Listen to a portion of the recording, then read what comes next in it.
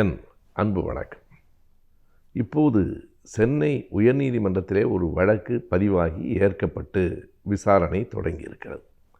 அந்த வழக்கு என்ன என்று கேட்டால், எத்தனையோ விசித்திரமான வழக்குகளை இந்த நீதிமன்றம் சந்தித்திருக்கிறது என்று பராசக்தியிலே வருகிற அந்த வசனத்தைப் போல ஒரு விசித்திரமான வழக்காக இருக்கிறது.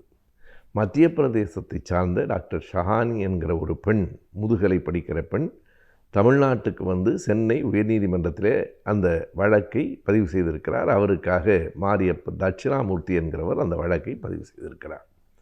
என்ன வழக்கு அது? அவர் மத்திய பிரதேசத்தைச் சேர்ந்தவர். அவர் ஏன் சென்னை உயர்நீதிமன்றத்துக்கு வந்து வழக்கு பதிவு செய்தார்? மத்திய பிரதேசத்தில் தனக்கு உயிருக்கு பாதுகாப்பு இல்லை என்றுதான் அந்த மனுவில் அவர் குறித்திருக்கிறார்.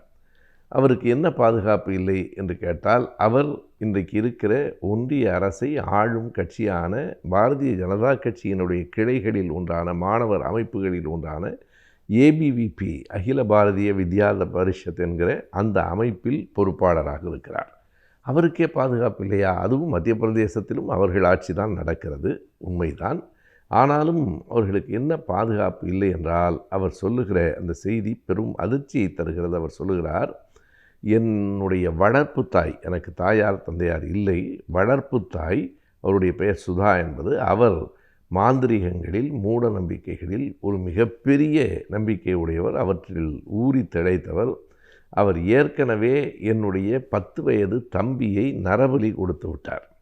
இப்போது என்னையும் நரபலி கொடுக்கும் முயற்சிகள் நடந்து கொண்டிருக்கின்றன என்று செய்தி எனக்கு தெரிந்தவுடனே நான் மத்திய பிரதேசத்திலிருந்து தப்பி இங்கே ஓடி வந்து விட்டேன். ஏன் தமிழ்நாட்டுக்கு வந்தீர்கள், வேறு எங்கும் போகாமல் என்றால், அவர் தன் மனுவிலேயே சொல்லுகிறார், பெண்களுக்கு தமிழ்நாடு தான் இந்தியாவிலேயே பாதுகாப்பான இடமாக இருக்கிறது என்று நான் கேள்விப்பட்டேன், அதனால் தான் வந்திருக்கிறேன் என்று கூறுகிறார். அவர் எதற்காக இப்படி இவள் உடன் பிறந்த தம்பியையும் நரபலி கொடுத்திருக்கிறார், இவரையும் கொடுக்கப் போகிறார் என்றால், இப்படிப்பட்ட ஒரு கொடூரமான நம்பிக்கைகளை கொண்டவர் அவருடைய வளர்ப்பு தாய். ஏன் காவல்துறையில் நீங்கள் புகார் செய்யக்கூடாது? செய்ய முடியாது. காரணம், என்னுடைய வளர்ப்பு தாய் RSS இயக்கத்திலே ஒரு முக்கியமான பொறுப்பில் இருக்கிறார். அங்கே அப்படி இருக்கிற காரணத்தால் அவரை அங்கே இருக்கிறவர்கள் பாதுகாப்பார்கள். அவருக்கு எதிராக ஏதேனும் வழக்கு கொடுத்தால் என் உயிருக்கே ஆபத்து வந்து சேரும் என்று அந்த பெண் சொல்லுகிறார்.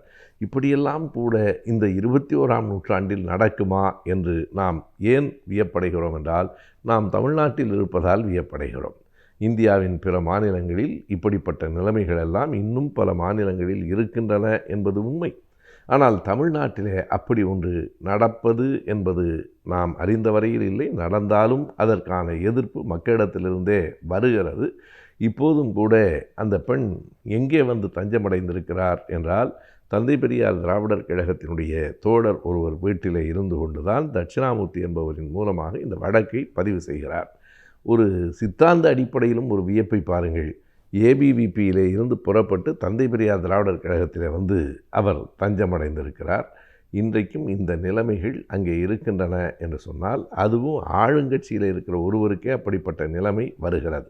அதாவது அந்த மத்திய பிரதேசத்தின் மாநில அரசிலும் ஆளுங்கட்சி, இந்தியாவின் ஒன்றிய அரசிலும் ஆளுங்கட்சி. ஆனால் அதனுடைய பொறுப்பாக இருக்கிற ஒரு பெண்ணுக்கு இந்த அளவுக்கு ஆபத்து நேர்கிறது. இதை நாம் ஒரு தனி நிகழ்வாக பார்க்க வேண்டியதில்லை.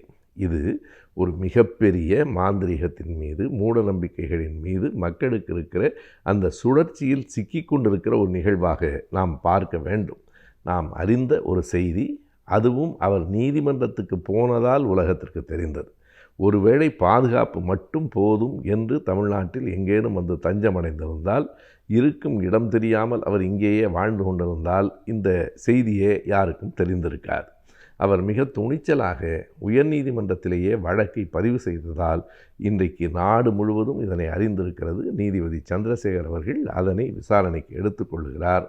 இது ஒரு செய்தியை உரக்கச் சொல்லுகிறது. பெண்களினுடைய நிலைமை எவ்வளவு மோசமாக இருக்கிறது, மூட நம்பிக்கைகள் எவ்வளவு இன்னமும் இந்த அறிவியல் யுகத்திலும் ஆட்சி செய்கின்றன என்பதையெல்லாம் தாண்டி தமிழ்நாடு பெண்களுக்கு பாதுகாப்பான இடமாக இருக்கிறது என்பதையும் சேர்த்தே நாம் பார்க்க வேண்டியிருக்கிறது.